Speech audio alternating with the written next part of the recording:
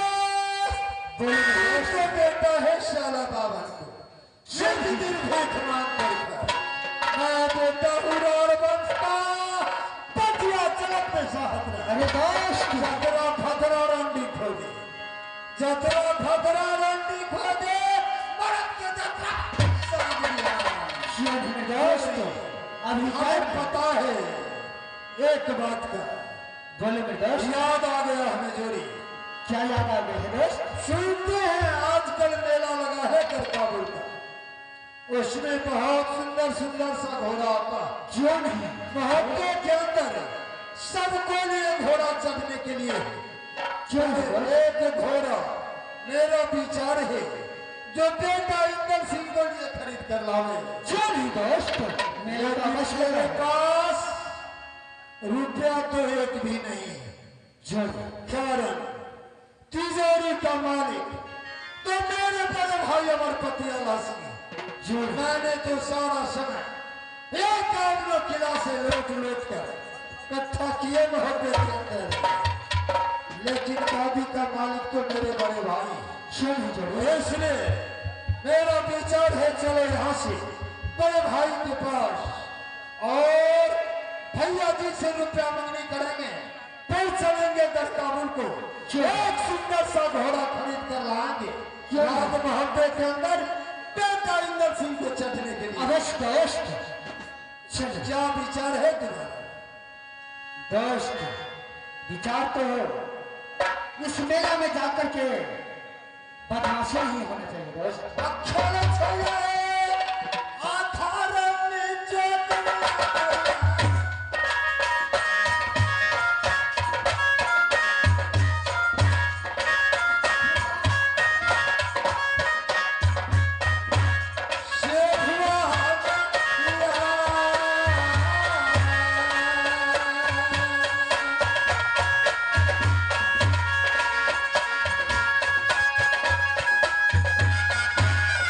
क्यों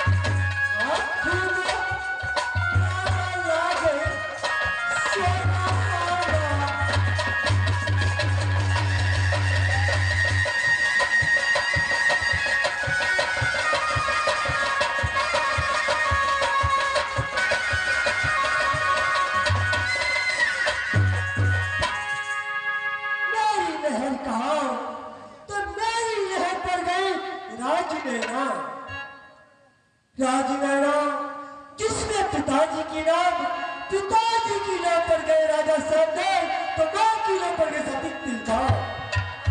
तिलका कौन सी?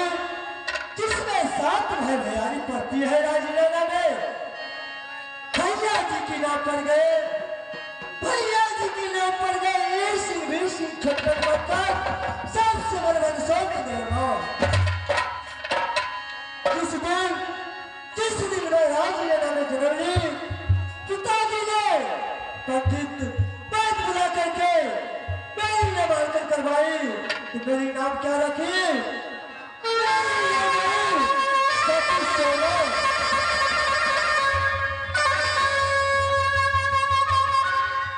सती सोना रखी है मेरी नाम। कौन नहीं जानता सती सोना की? जिस दिन से राजनैना में जन्म लिया, तो आचर बांधी है बादल का खुशहाल दले कोई राज बोलना मैं कह के सुनाती हूँ। दूधी के सुन बचन पारमा ससुरा बात राजा मोहब्बत।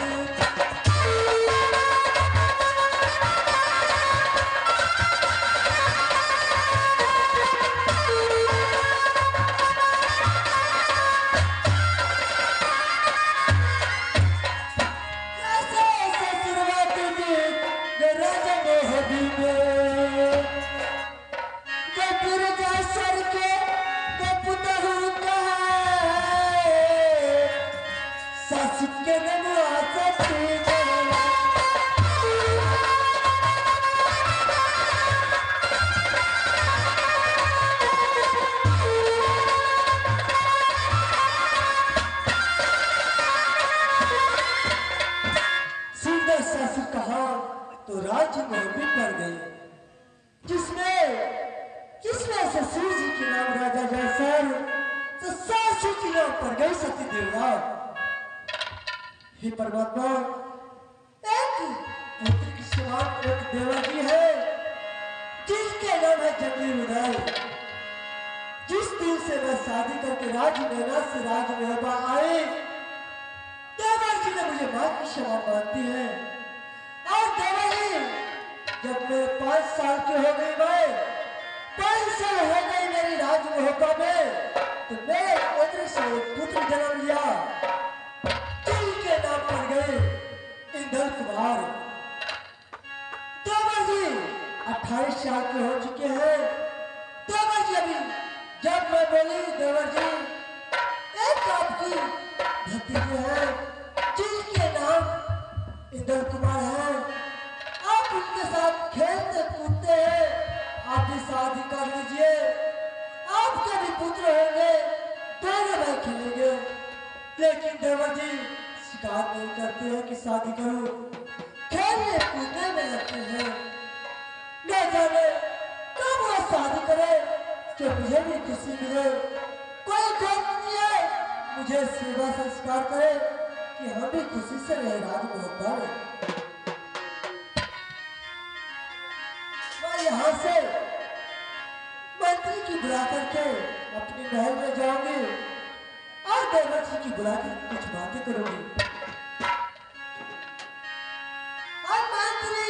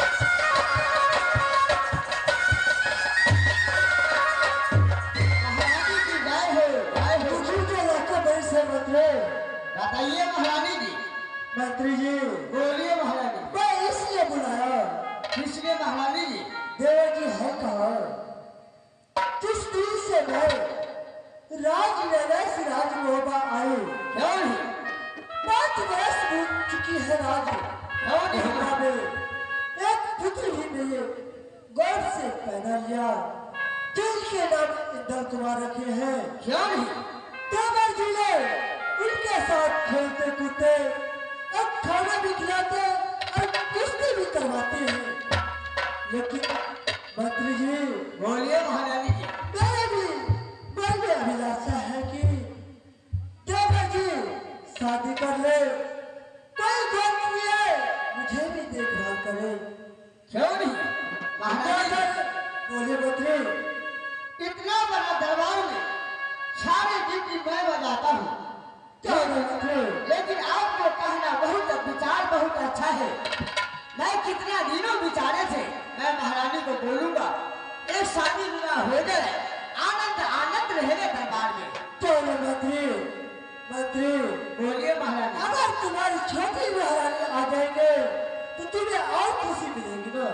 क्यों नहीं? क्योंकि अभी मेरे तरफ से तुझे खुशी मिलता है खाने खेलने कूदने में काम करने में, वैसे ही छोटी महारानी भी तुझे करेंगे तो कितना अच्छा होगा राजभोगा में। क्यों नहीं महारानी जी? दरबार में छोटी मिलकर आए बहुत खुशहाली होगा, दरबारों की और शान बढ़ जाएंगे। जितने भी राजदार है सारे महारानी जी करेंगे, आगे पीछे मैं सारे ड्यूटी में बनाऊंगा। चलो मंत्री, बोलिए महारानी जी, क्या आग्रह है मेरे पास? जो हम आग्रह यही है, देवर जी तो लड़ने झगड़ में रहते हैं, लेकिन कभी कोई समय कोई घंटा अगर महल में रहे, पुत्र के साथ तुम्हारी खेलू कूदू। क्यों नहीं? लेकिन पुत्र को लेकर देवर जी खेलने कूदने चले जाते हैं। क्यों नहीं महारानी जी? बचपन से आदत पड़ा है मालिक को, घर में कभी ड्यूटी नहीं रहता है, हवेली में कभी नहीं, सारे ड्यूटी बोलता है मंत्री कैसा राजपाट है, सारा आनंद पूछकर सुबह से लेकर शाम तक खेलता रहता है। क्यों नहीं मंत्री? बोलिए महारानी। तुम यहाँ से चले जाओ, डायरी पे ड्यूटी करना, अगर देवर जी आए तो तुम बात करना। क्यों नहीं? क्योंकि मैं तब तक स्वामी राय से मिल करके अपनी महल में जाती हूँ। महारानी जी, बोलिए। महाराज आएगा तो मैं अवश्य बोलूंगा, जो ऐसे दिन रात है महाराज अपने दरबार में चलिए, आज का दिन खेलने का कूदने का नहीं है, विचारे सारे कुछ विचार कर फिर मालिक को ऑर्डर लेंगे आप मालिक। क्यों नहीं मंत्री, मैं यहाँ से अपनी महल को जाती हूँ। क्यों नहीं? आप तब तक जाइए। क्यों नहीं? क्यों नहीं? हम अवश्य चलते हैं, महारानी की जय हो, जय हो। जय हो मंत्री। मैं यहाँ से अपनी महल को जाती हूँ। अब रास्ता